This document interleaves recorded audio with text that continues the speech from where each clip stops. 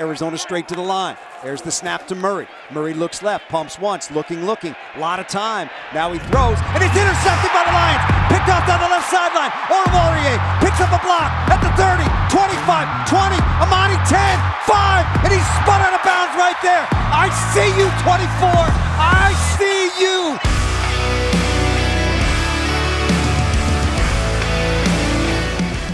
Welcome to another week of the Twentyman and the Huddle podcast. And yes, that's right, ladies and gentlemen. I am joined by the Hall of Famer, Michael O'Hara. And we are going to break down, Mike, everything OTAs, minicamp, offseason. We are going to get everyone out there excited for the start of training camp in about 6 weeks, but 6 weeks. So you got anything planned? 6 weeks? What do you got going on this summer? I'm going to try and play a little bit of golf and do a little bit of writing. I'll still put some stuff out on the website, DetroitLions.com, and bask on being a Hall of Famer. Wow. As only you could, Michael. As only you could. I could put my feet up and relax anywhere. All right. So we saw 3 open OTA practices, one of them just with some of the younger guys, but 2 veteran ones. And then we saw 3 days of the mandatory minicamp in June. So I guess what is one thing maybe that jumped out to you in the spring? It could be a position group, a comfort level of a player, the one side of the ball. Was there anything maybe that jumped out to you this spring? Yeah, right from the beginning, to me, they're kind of interconnected, but energy and just sort of the joy of playing. It looked like a bunch of guys who, come, hey, I'll meet you down at the corner, and we're going to play ball today. And that's what it looked like. Now, more organized than that, don't get me wrong, but I just thought it looked like guys who were happy to be there, glad to be there, and they wanted to get better. And maybe that goes with with the youth that they have on this team now. I think you've said this a couple of times. They only have one player on the roster, over 29 years old. I think it's Brockers, is it? Mm-hmm. Yeah, and I think some of that showed. And, I think these guys, I don't think, have quite the scar tissue that some of the predecessors had here, and that's a good thing for them. And I think one thing I noticed, too, is maybe a comfort level with a regime, a GM, a front office, a coaching staff that's in their second year, too. It's not a feeling out process like last year was. Look, you get hired late in the process, right, and you're scrambling. All of a sudden, it's the players are here, and it's OTs. You're trying to implement your schemes and just really trying to get to know these guys. And I think heading into year 2, I just noticed a real comfort level with knowing what guys can do, comfort level with the coaches, and it just seemed like a much smoother operation. Yeah, a couple of things about that, and you're dead on, and part of it is they tweaked the coaching staff a little bit. There wasn't a massive overhaul, but I think when you change offensive coordinators, that's pretty. I would not say it's massive, but it's doggone important.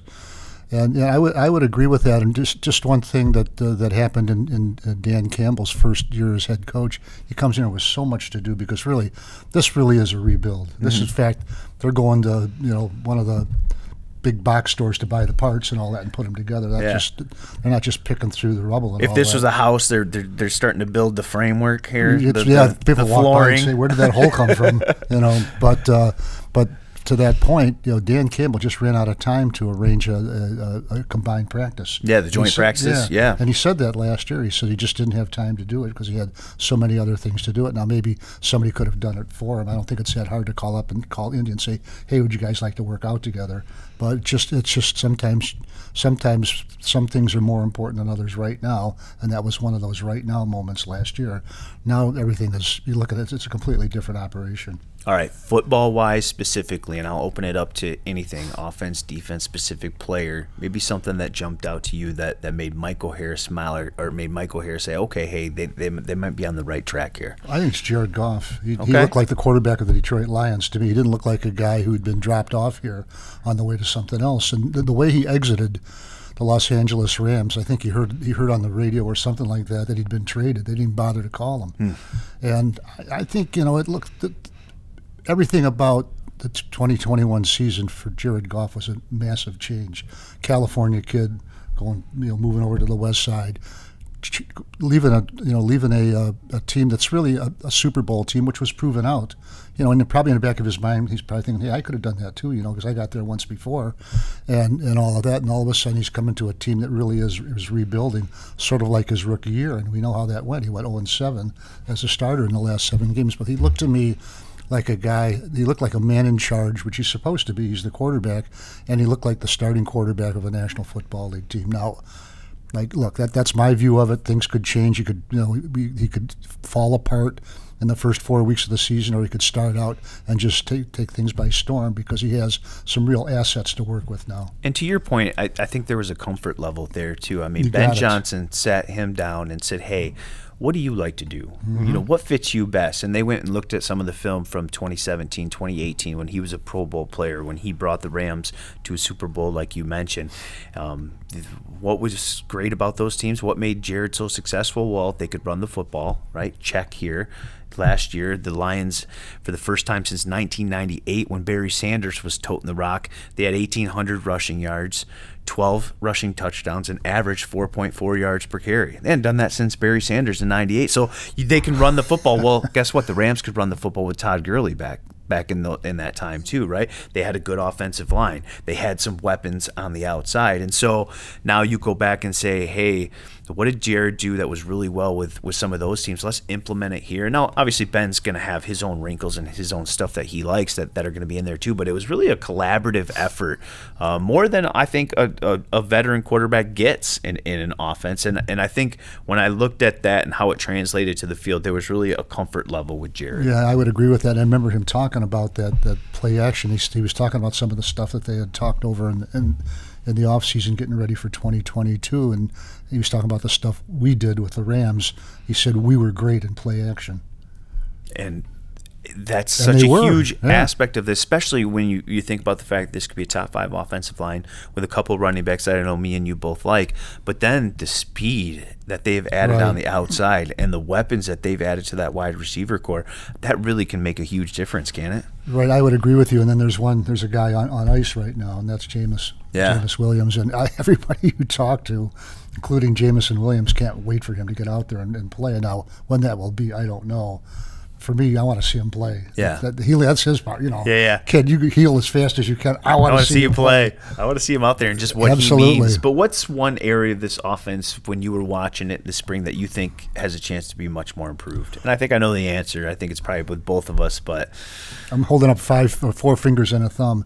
They got their 5 starting offensive linemen together now. That's huge. What to me stands out. In fact, I think you said that when we were out there watching the last minicamp practice. You said they got their starting 5. They got their starting 5. Not one game last year did Taylor Decker, Big V, Jonah Jackson, Frank Ragnow, and Penei Sewell play a game together last year. I don't think there's been this much excitement about a starting 5 since the Red Wings Russian 5.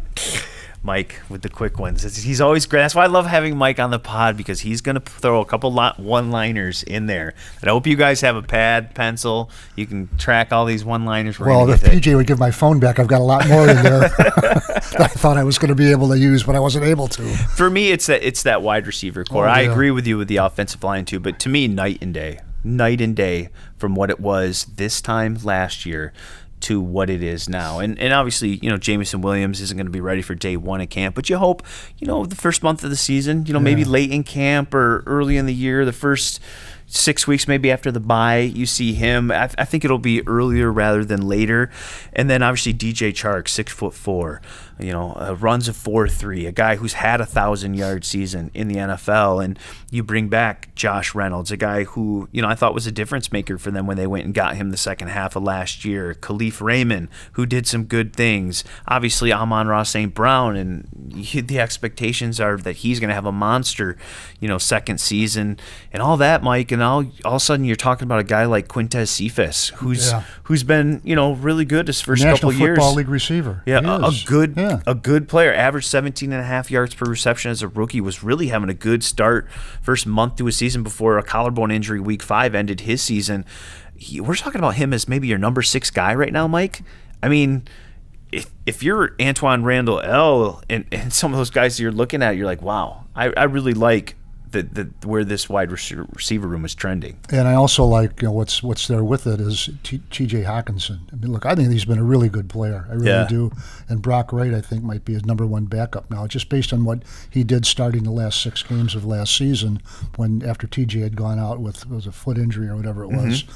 I think there's absolute depth at every position on this team on offense, we'll get to the other part of it, defense, later. But I think offensively, they're set up now. Are they an all-time great? No, but they're more than good enough to really carry this team to a certain degree. One offensive player you think can have a breakout season in 2022? DeAndre Swift. Yeah. Honestly, I really do. Because I don't think that he's come close to maximizing what he can do now. I mean, is he any better now than he was a year ago? I think he's just probably more aware of the game, and first of all, he's got to stay healthy. He's got to protect himself a little bit. That's part of it too, because you get, it's like Emmitt Smith once said, playing running back in the National Football League is 25 car crashes a week.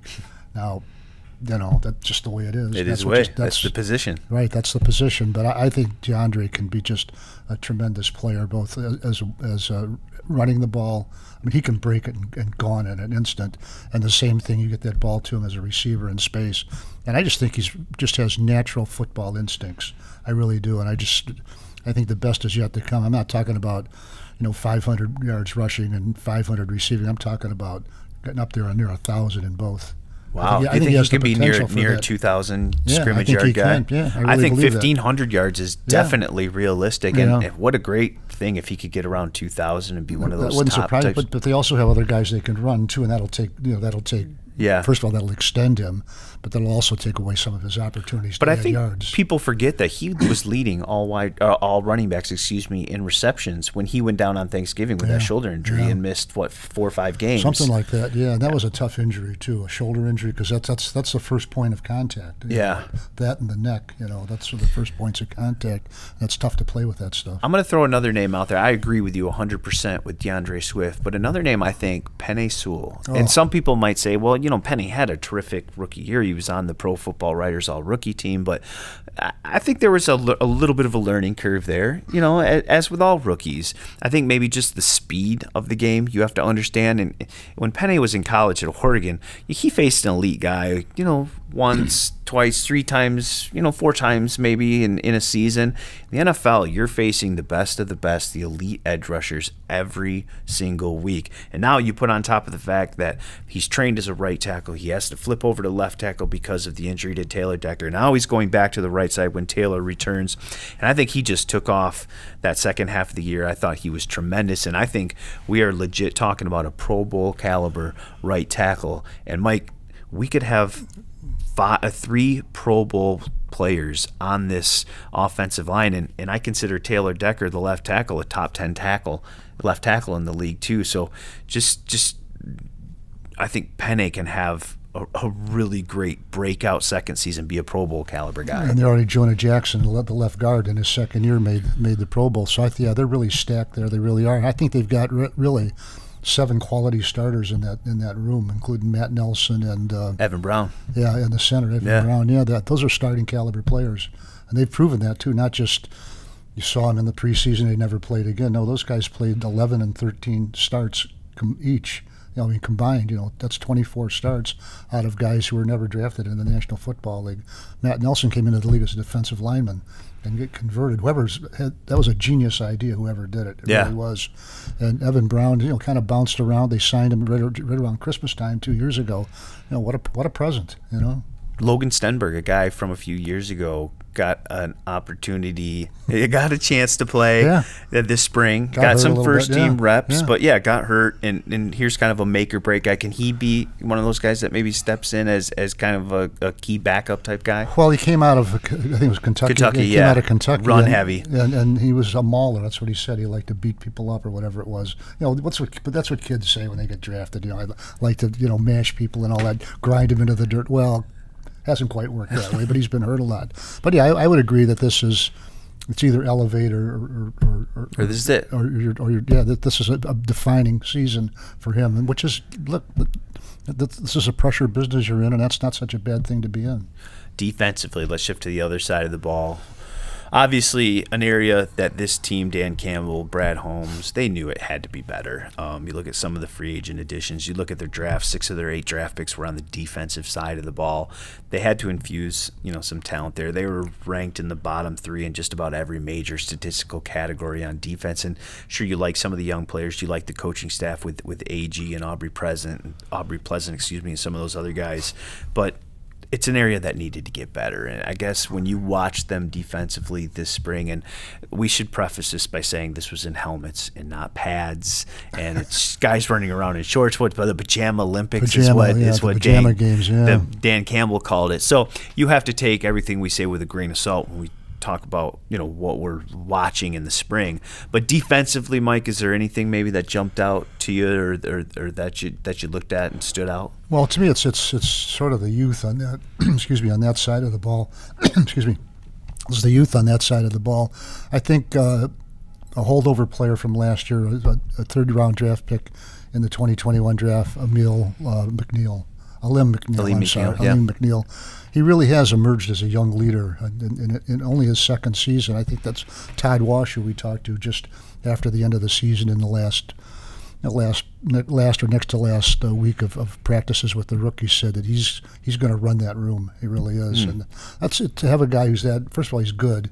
He's big, 6'2", 320, and agile and all of that. I think you need that. He kind of reminds me, and this is a big watch, but or a big jump, I think, is he reminds me of Jerry Ball back in the 1990s and all that. We called him the governor. Yeah. And he ran. I think you met him once in Houston. I did. Yeah. You could just see he just had it. He had it. Yeah. He had it, and he knew it, and you know it.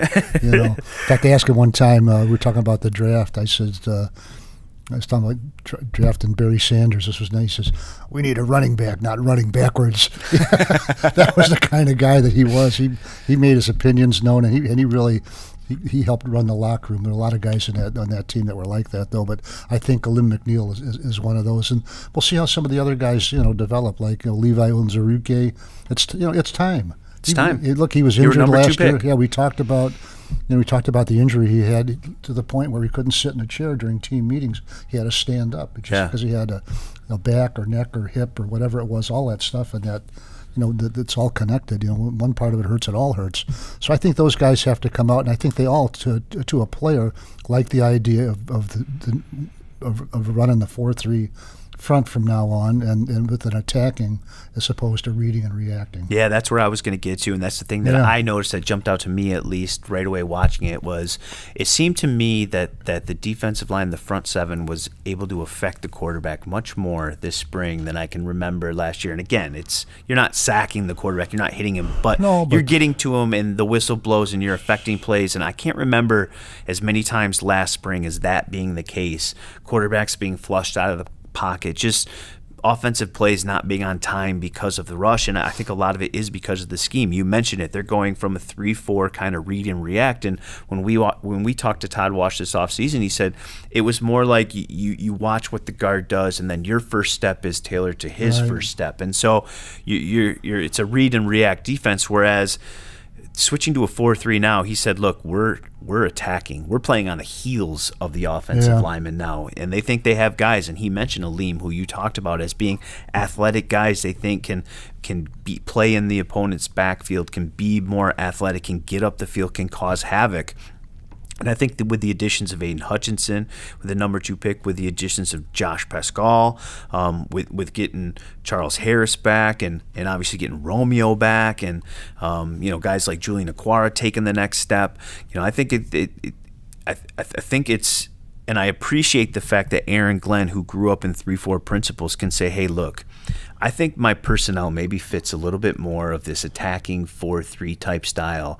Instead of trying to have players fit to scheme, why don't we say, hey, why don't we change scheme a little bit to match these players and their skill sets a little bit better, and let's attack and let's see what happens. And I thought that was something that jumped out to me in the spring. No, I would agree with you, and this is going to sound a little odd to put it this way, but Antoine Randall, the wide receivers coach, was talking to the media right after the end of the minicamp, and he was talking about what he tells his wide receiver. He says, no, you don't have to beat the DB. You have to beat the defensive line before they get to the quarterback. That's a good line. Yeah, and it was a good line by Antoine Randall, who, as a wide receiver in the National Football League with the Steelers for a long time, and a doggone good one, he knew that. That's what he says. You got to get from point A to point B and get there as a wide receiver before the defensive line gets to your quarterback. And that just goes to show you what the pressure on the quarterback means in the National Football League. So obviously a big point of emphasis or a big key to improving that pressure is Aidan Hutchinson. Absolutely. The number 2 Yeah, overall pick. And maybe just just the impact you think Aidan can have early in his career. Now, obviously, we have to see it with pads and training camp and everything else. But from what we saw in the spring, a guy who's versatile, can play outside, inside. He's got a plethora of pass rush moves. Just the impact you think that young man can have early on in his career. Well, if he does what he did, if he progresses from what he did at Michigan to here in the Detroit Lions, what he can do in the National Football League, they've really got something. And I think they really do have something. Is he going to be the next J.J. Watt? First of all, let's let him be the next Aidan Hutchinson, and we'll go from there. But I liked what I saw in him. He was more nimble than I thought he would be.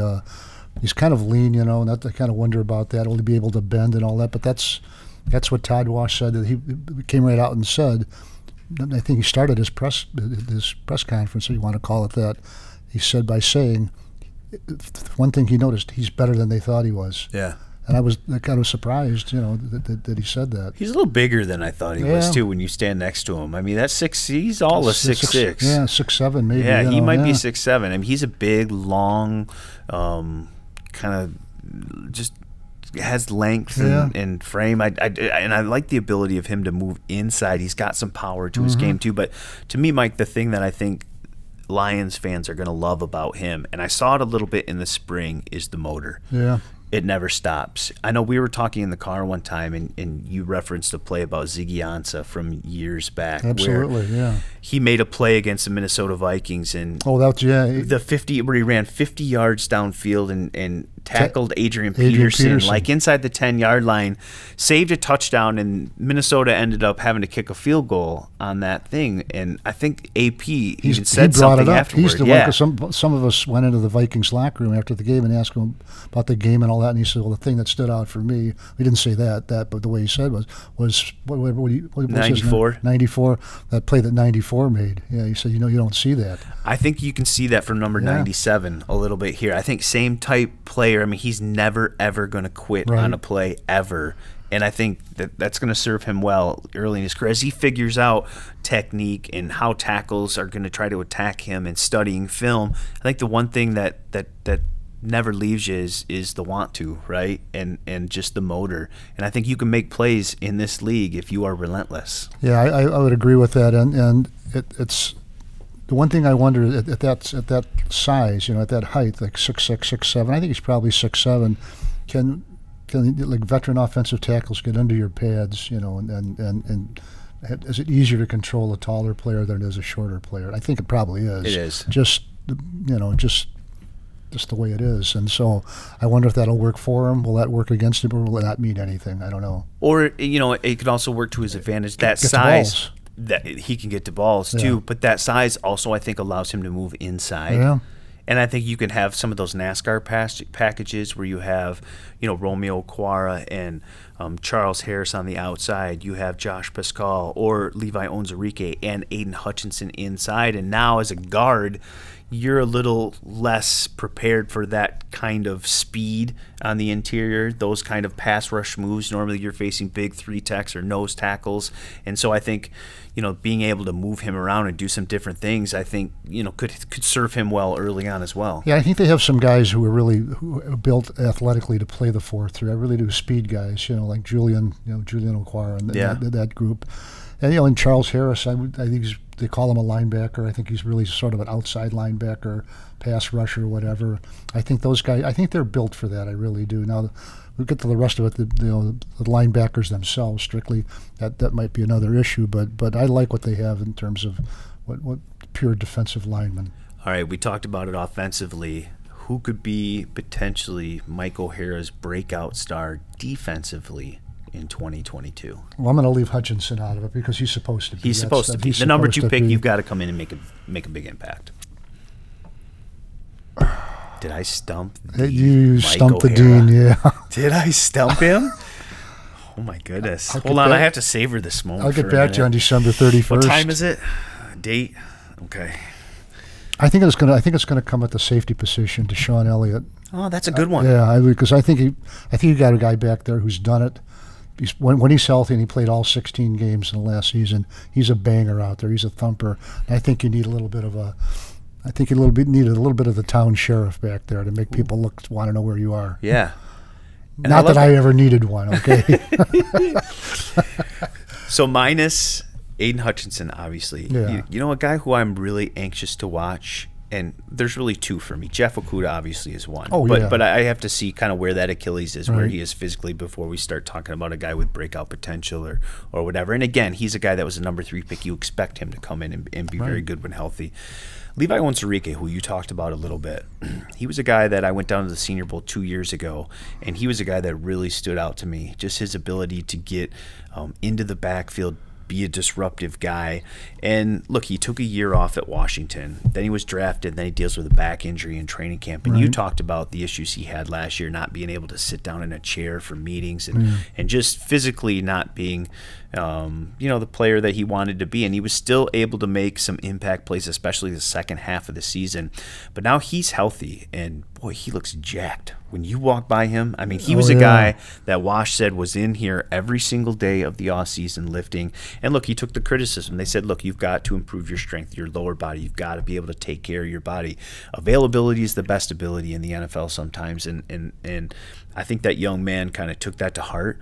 He spent his time here. He got big, and he looks good in the spring. And I think with this attacking scheme and him being able to play some 3-tech and possibly move outside and do some things, to me, he's a guy that I could certainly see have a real big impact in his second season. Yeah, and I think coaching can elevate a player or it can diminish him, and it depends on how you do it. And I think when Anthony Glenn and Todd Wash are talking to a player, I think there's an awful lot of eye contact. In other words, I don't think that you start looking off into.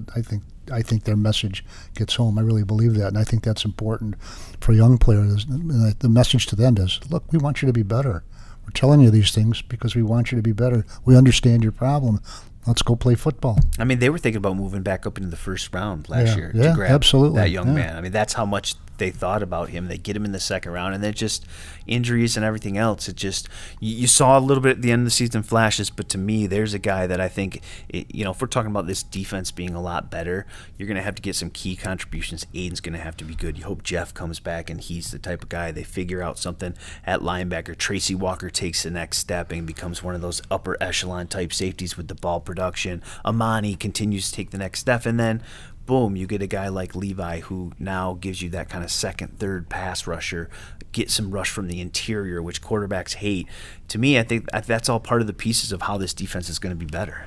Yeah, and I think I agree with you, and I think also that, look, the offense has to give them some help, get them off the field. In other words, sustain drives and all that. And I think that whole thing, we keep talking about collusion throughout the Detroit Lions organization. Well, I think they need collusion on the playing field too, and I think they need the offense to just do a little bit more to give those guys a break while they develop.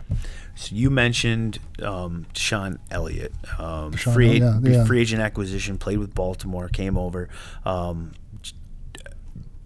Do you think that's your starting safeties week one? Deshaun Elliott, Tracy Walker, and where does Kirby Joseph maybe fit into the mix? Well, you know, they play an awful lot of 3 safeties, didn't they, last season? And I think they probably will again. And this is the kid from Illinois, which now wasn't the greatest team in the Big Ten by any stretch, but he was a really, really good player. I think he had 5 or 6 interceptions, all this year, all of, I don't know if it was his senior or junior year. I forget exactly how long he was there, but yeah, and he had a pretty good mentor there too, you know, and Lovie Smith. That was he was a good defensive coordinator in the National Football League, then a pretty successful head coach with the Chicago Bears. So I think he's been well trained. And look, playing safety at the Baltimore Ravens is the next step. Has been a Hall of Fame.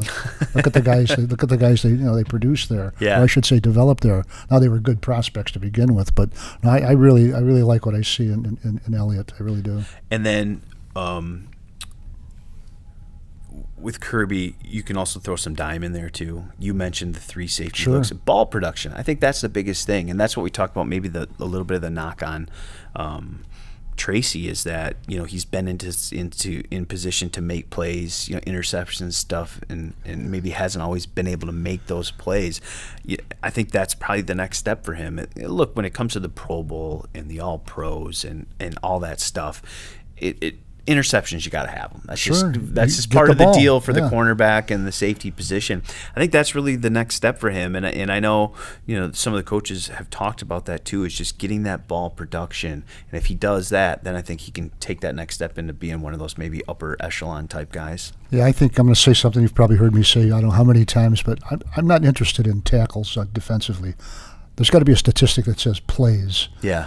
Tackles for loss, batted balls, chasing the quarterback out of whatever. The Lions need more plays, not just tackles. A tackle after a 6-yard gain, that's not a play to me. That's just somebody had to stop him. Right. And maybe he stumbled and ran into him and he hugged him on the way down. But I want to see plays out of the Detroit Lions defense. They had 30 sacks last year, 30 quarterback sacks. Third fewest in the National Football League. Get up into the middle 40s and something like that. And with the more sacks you get, that means you've had more pressure. It means you've had all of those things that go with it. The sack itself is the final piece of the puzzle. But all that other stuff, the more pressures you get, the more sacks you'll get. Getting a quarterback off his spot, making him to throw off timing, right? And that's just going to help the cornerbacks too. Do you like where the Lions are in terms of their cornerback depth? Yeah, I do. I mean, I want if Jerry Jacobs gets back. I mean, I thought the kid was really on his way to be a solid player. Yeah, he's a bulldog, isn't he? Whoever found him and signed him, that was a gem. He's got a raise coming. Big time. Yeah. And so you have him, if Fatu Melifonwu is going to play some safety, going to play some cornerback, I think going to be a matchup piece. You obviously have Jeff, and then Amani with the breakout season last year with 6 interceptions. A.J. Parker, they went sign a veteran in Mike Hughes. I kind of like where they're going depth-wise at the cornerback spot. Obviously, it's a position that's injured more often than any other position in football, so you need depth there. But it's a spot I kind of like. I kind of like what they're building depth-wise there. Yeah, but you do. That is the most injured position. That's probably why it's the most drafted position. I think. I think it's the only position really on the team where you'll see 5 or 6 of them on the field at a time. That's how you've got to have them, and that's how important they are. What's an area of concern for you regarding the Lions' defense? Secondary. No, I shouldn't say that. I think it's linebacker more than, but they're not. The way they play it, you're going to play. Are you going to play 3 linebackers, 2 linebackers, and all that? I think it is in terms of the ability they have there. Maybe they're lacking a standout player. It's probably linebacker, but I'd be more worried about the secondary because of the when you miss a play there, it ends up on the scoreboard. Yeah, it's a little different. I'm with you in terms of that linebacker group, and I think it'll be an interesting competition. I'm kind of torn there. I really It'll be interesting to watch that competition as training camp develops because, like you mentioned, there isn't a $50 million linebacker there. Yeah. So there's not that guy that you draft like Aidan Hutchinson. He's going to be on your line and be part of that, and that's just the deal that comes with being the number 2 overall pick. There isn't that guy in that locker room. You got Alex Anzalone, you've got Jared Davis. I think one name I think Lions fans should really start to think about and get familiar with is Chris Board, linebacker out of Baltimore, a guy they signed in free agency, and a guy who was taking first-team reps this spring. Baltimore, he was a core guy there, but he was also a guy they used on third down, can play in space. Right. And I think those special teams guys, some of that translates to defense. We saw it with Jalen Reese-Maben a little bit last year and his ability to come in on third down and play passing situations.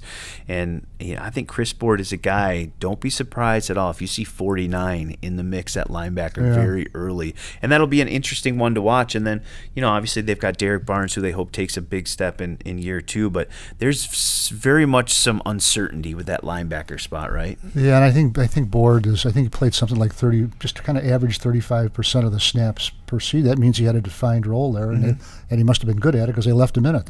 And that's look, John Harbaugh and his staff, that's a great staff there. It really is one of the best in the National Football League. When you get one of their players, a guy who's really been groomed to play football. All right, so we talked about Hutchinson and the impact we expect him to have. When you look at this rookie class and based off what you watched in the spring, and we'll have to project a little bit with JMO, but besides Hutchinson, a rookie that you think can have the most impact? Most impact? Well, it's obvious to me it's Jamison Williams, but we can't. He's off the board, right? Yeah. And we can talk about it because I think we can. Well, we'll see. Yeah. He's got to get on the field. He's got to get on the field. Yeah, and I think when he gets on the field, he's going to turn it up. I really do. I think so too. He's going to be tuned up and ready to go. I know that. Oh yeah. foot to the pedal. And that's a guy that they've talked about as having to hold back. Yep. I had Antoine Randall L on the pod, and he said, look, he's like Antoine's Amon-Ra St. Brown, excuse me, in that you have to dial him back. He wants to go do special teams. He wants to go do this and scout team and all this, and like, no. We got to focus on this. He says Jameson Williams is that kind of guy. So it'll be fun when he gets out, and I think he will make a big impact. Was there anybody else? Kirby Joseph or Joseph Kirby, whichever way. There you go. Yeah, I like him. Yeah. First of all, he has production. I'm big on production. I think production's a big thing, and had a big farewell season to college football. And I think that's a good point to you. By you want guys that can get their hands on football and guys that can affect the quarterback, right? That's the key to defense. Affect the quarterback and then get your hands on footballs. That's how you change. No, absolutely. Football games.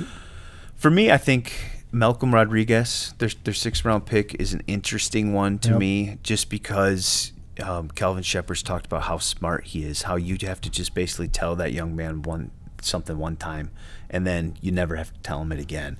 Very, very smart, but athletic too. Was a quarterback, a safety, runs a 4.52, just athletically has some stuff that jumps out. And then when you add the smarts and you know, his desire to want to be good and the way he watches film, I think that's a young man. And we talked about the uncertainty at the linebacker position. I think that's a young guy that has a chance to get on the field early. He certainly has a chance to be a core special teams guy early. And once you start, as you know, once you start making a name for yourself there and start doing some things that catch the coach's eyes, immediately they're going to start to say, well, wait a minute, maybe that guy can do that for our defense too. Your special teams coordinator is going to try to hide him. Maybe he could start to do that for our defense a little bit. And I think that's a rookie who maybe doesn't jump out because he was a 6th round guy, but I think has an opportunity to make an impact early on, especially on special teams. Yeah, I watched him do a drill early. I think it was early in the rookie mini camp, and it was where you hit the bag and run, and they throw the ball overhand as hard as they can. He caught every one of them. Every single one of them. Yeah. Is there an undrafted rookie that caught your eye at all? I don't know if, Not the really, Pimpleton, Khalil Pimpleton, the wide receiver from Central Michigan. I thought he made some plays. But they have Khalif Raymond, and it's kind of the same. I can see him on the practice squad. Does that speak to where this roster is, Mike? Well, that we're not talking about undrafted guys, that there maybe isn't that spot for some of those guys that maybe we kind of knew there was going to be in previous years. Is that speak to where this roster development's gone? Well, I think we can just go back to what we said before. There's only one player on the roster over the age of 29, and so the players that you have on your roster, there are so many young ones who've been there, and they're starting to come up, through your pipeline. That it tells me that you've drafted pretty well in recent years at certain positions, and especially last year and this year. And you have these guys who are going to be your players, and they're going to be second contract players. In other words, we went through a span here once where they had, I think, one player on a second contract. That's just to show you that you didn't produce anything in the draft. I think you have second contract players here now. Wow. One guy that jumped out to me, Obina Eze. Did I say that right, Peach? I got it? Okay. I got the thumbs up from our producer, PJ Clark. Obina Eze, big guy. Yeah. Out of TCU, right? 3-year starter at left tackle, 6'7", 334. He just, that length plays. Arms like elephant trunks. Yeah. They almost go down to his knees. Was he the kid with the 37-inch arms? The arms that, when you watch him, his arms go below his shoulders. Yeah. Or below his shoulders, I would hope so. Knees? Below his pants, below his shorts, to his knees.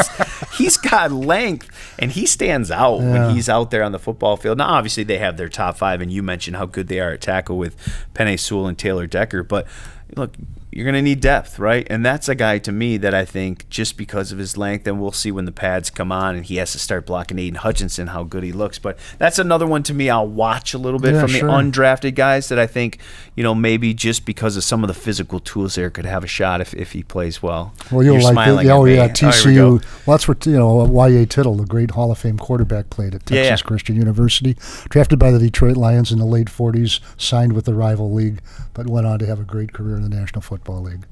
Everything you wanted to know about. You were thinking about that the whole time I said TCU, didn't I was making sure I had the initials right. You didn't even hear what I had to say about Obina Eze, did you? I just wasn't paying attention. Gotcha.